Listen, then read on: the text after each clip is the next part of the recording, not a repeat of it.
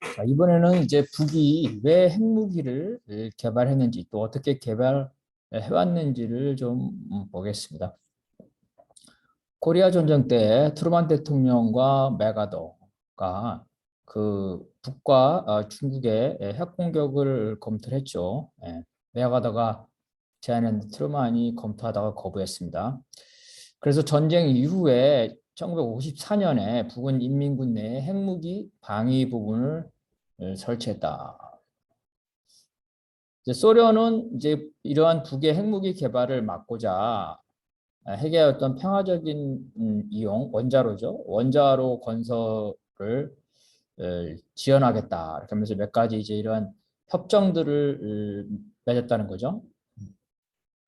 그래서 1962년에 영변에 그 소련의 원자로를 도입해서 원자로를 운영하면서 이제 연구소를 설립했다는 겁니다.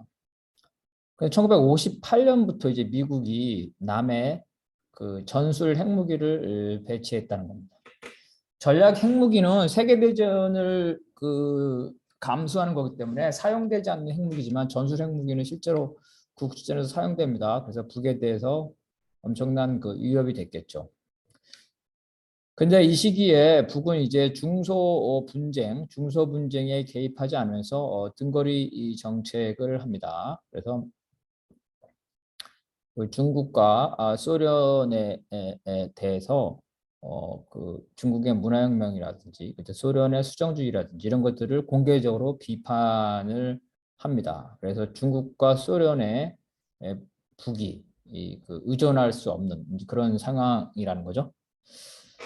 특히 이제 영국과 프랑스에서 어떤 일이 있었냐면 런던이나 파리를 보호하기 위해서 미국이 그 워싱턴이나 뉴욕을 포기하지 않을 거다. 무슨 말이냐면 소련이 이 프랑스 파리에 그 핵폭탄을 공격을 하면 나토에 따라서 미국이 모스크바를 보복 공격을 해야 되는데 그럴 경우에는 소련이 워싱턴이나 뉴욕, LA를 공격을 하겠죠.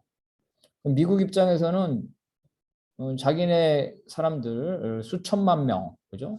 뉴욕이나 LA를 희생하면서 파리나 런던을 보호해주지 않을 거라는 거죠. 그래서 영국과 프랑스는 미국의 해구산을 불신했기 때문에 독자적으로 핵무기를 개발한 겁니다. 북도 역시 마찬가지다. 이 시기에 중국과 소련의 그 해구산을 믿을 수 없었기 때문에 소련이 이 평양을 보호하기 위해서 모스크바를 포기할 리가 없기 때문에 북은 독자적인 핵무기 개발에 나선다는 겁니다. 67년에 이미 이제 원자폭탄 보유 가능성을 얘기를 했고요. 70년에는 이제 수년 내에 핵을 개발하겠다 이렇게 한 겁니다. 이 70년대 시기에서 이제부터 그 핵이 그 확산이 됩니다. 영국과 프랑스의 경우는 이제 미국이 처음에 반대했지만 결국 미국의 기술을 전수해 줬고요. 이스라엘은 핵무기를 갖고 싶었지만 미국이 반대했죠. 그래서 영국과 프랑스가 이스라엘 보고 너 이집트를 쳐들어가서 수에즈 운하를 차지하기 위한 전쟁을 하라.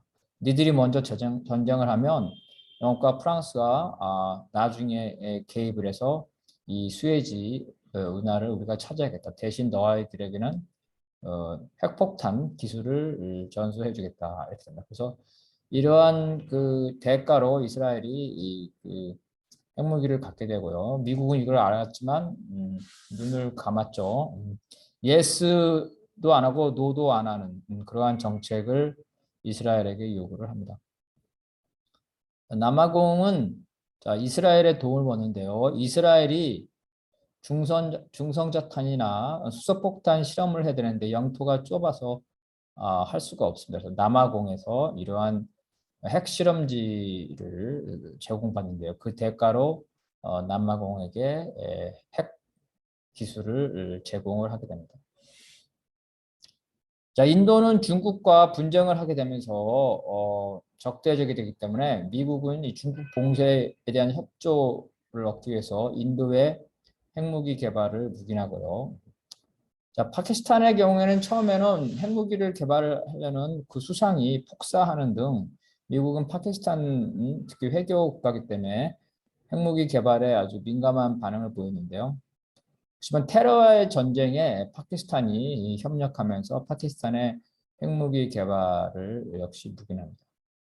그러니까 전부 다 친미 국가죠. 미국의 국익에 맞는 경우에는 핵무기를 용인하고 그러지 않은 경우는 핵무기를 부정하는 이러한 미국의 이중 잣대로 인해서 핵이 확산이 됩니다. 소련은 이런 상황을 통해서 친미 국가를 통한 핵 확산을 막기 위해 이제 다른 나라들에게 비핵을 요구하는데요. 북에 대해서 먼저 시범적으로 선례를 할 것을 요구하게 됩니다. 그래서 국제 원자력 기구와 NPT를 이제 가입하게 됩니다. 그러함에도 불구하고 이제 베트남 공산화 직후 미국은 단순한 북에 대해서 단순한 전술핵이 아니라 전략핵, 즉 북을 멸망시킬 수 있는 도록 그 대규모 핵 공격을 하는 것, 이러한 것도 할 수 있다고 북을 위협을 하게 됩니다. 미국의 핵 전략을 담은 보고서, 핵태세 보고서 NPR에는 재래식 전쟁에도 핵을 사용할 수 있다고 공언을 합니다. 미국은 핵 전략을 공표를 하는데요. 그 이유는 다른 나라에게 공포심을 심어 주어서 미국의 요구에 굴복하도록 하려는 목적 때문에 그럽니다. 그리고 핵 전쟁을 기본으로 하는 이제 팀 스프리트 훈련을 정례화를 하면서 이와 같이 북에 대해서 핵 전쟁, 그죠? 핵 위협이 현실화가 됩니다.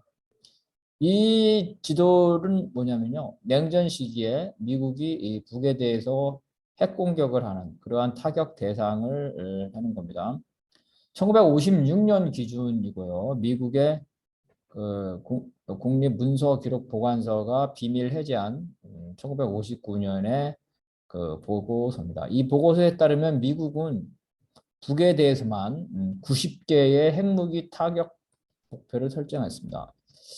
일부는 전략 미사일로, 일부는 전술 미사일이겠죠. 도시만 28곳, 청진에만 6개의 핵 공격 목표가 있었다. 이와 같이 핵 전쟁은 미국이 소련에 대해서 핵 전쟁을 한다면 소련의 동맹이 중국이 미국에 대해서 반격을 할 수가 있겠죠. 그래서 핵전쟁은 동맹국에 대해서 동시에 하게 됩니다. 그래서 소련, 중국, 북에 대해서 동시에 하게 되고요. 마찬가지로 이제 소련의 입장에서도 미국과 핵전쟁을 하면 미국의 대부분의 핵을 파멸시키고 미국 도시를 파괴하더라도 미국의 핵무기를 한 발이라도 모스크바에 맞으면 모스크바의 지휘부가 타격을 받겠죠. 그러면은 영국이나 프랑스가 미국의 동맹이니까 보복을 하겠죠. 그래서 미국을 핵 공격하려면 영국, 프랑스도 동시에 핵 공격을 한다. 그래서 핵전쟁은 핵미사일 한두 발을 쏘는 게 아니라 몇백 발을 쏴야 된다는 겁니다. 경우에 따라서는 1000발도 쏠 수도 있습니다. 왜? 상대방의 핵 공격 능력을 모두 다 원천적으로 차단시켜야 되기 때문입니다. 그래서 핵전쟁은 이제 그렇게 된다는 거고요. 그래서 북은 핵 사찰의 전자가 되는 핵 안전협정 체계를 거부합니다. 미국으로부터의 핵 위협이 있기 때문에 핵 무기를 개발할 의사를 확실히 하는 거죠. 미국이 이에 이제 반발하면서 정찰을 강화하고 긴장이 됩니다. 1990년에 냉전이 붕괴되면서 한국은 소련, 중국과 수교합니다. 그런데 북은 오히려 중국과 소련으로부터 지원을 중단당하고 미국, 일본과 수교하기는커녕 오히려 제재를 받습니다. 그래서 결국 고립된 북은 체제 보장 수단으로서 핵무기에 더 집착하게 됩니다. 북의 입장에서는 핵무기를 보유한다면 미국이 강요하는 재래식 무기 경쟁을 회피할 수가 있죠. 엄청난 뭐 탱크, 고성능 비행기 이런 거 만들면 돈이 많이 드는데 그런 거 다 필요 없다. 핵 미사일로만 무장하면 된다는. 군비 경쟁에 쏟아부었던 국가 자원을 경제 개발에 투하하고 싶다. 빨리 무기 경쟁을 멈추고 인민들의 삶의 개선에 집중하려고 한다. 이에 대해서 미국은 이제 김영삼 시절에 쪽집게 공습을 고려했지만 북의 장사정법 반격, 그죠? 이러한 우려로 한국과 미군의 엄청난 인명 손실이 예상되기 때문에 실행하지 못합니다. 93년 7월 김주석이 사망한 이후 미국은 북이 혼란에 빠져서 핵물질에 대한 통제가 불가능할 거라는 우려 때문에 북과 협상을 급진전시킵니다. 그래서 제네바 협의를 하게 되는데요. 이 제네바 협의에 따라서 경수로를 건설해주고 중유를 제공해줘야 되는데 이에 따른 비용이 들어가는데 민주당의 클린턴 정부에 반대하던 의회 공화당 의원들이 하원에서 이 비용 지출을 거부합니다. 미국이 이 제네바 합의를 지키지 못하는 거죠. 그래서 이것이 무산됩니다. 이에 따라서 북은 핵무기 미사일 개발을 계속 재개를 하고요. 98년에 장거리 미사일을 최초로 광명성 1호 위성이라는 형태로 과시하게 됩니다. 99년에 아미티즈 보고서, 페리 보고서, 그리고 이제 페리와 울브라이트의 방북, 2000년에 조명록의 방미를 통해서 다시 이제 그 클린턴 정부 말기에 그 북미 간의 회담이 되면서 조미 공동 커뮤니케까지를 합의하게 됩니다. 그런데 민주당이 정권의 재창출에 실패하면서 부시가 되는데요. 9.11 테러 이후에 부시는 소련이나 중국이라는 가상의 적이 없기 때문에 악의 국가를 지정하면서 북도 거기에 들어가게 되죠. 그러면서 북과의 그 모든 그 협상을 이행하기를 거부를 합니다. 그래서 이때는 ABC 정책이라는데 이거는 뭐냐면 클린턴의 정책을 빼고는 모든 것을 다 한다. 클린턴이 합의한 것들을 전부 다 뒤집는 거죠. 2002년에 이제 켈리 특사가 방북한 이후에 제네바 합의 이후에도 북이 핵 개발을 계속하고 있다는 이유로 공식적으로 제네바 합의를 파탄을 시킵니다. 미국이 자기 자신들은 제네바 합의를 지키지 않으면서 미국이 북이 그동안에 합의를 안 지켰기 때문에 북이 또 이제 그 무기 개발을 다시 시작했는데 이거를 문제 삼은 겁니다. 그래서 2003년에 NPT를 탈퇴를 하게 되고요.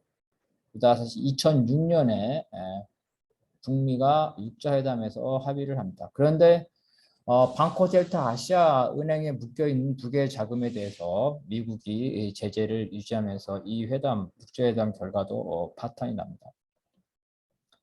이에 그 북이 반발하여 장거리 미사일을 발사를 하고 드디어 첫 번째 핵탄두 폭발 시험을 합니다.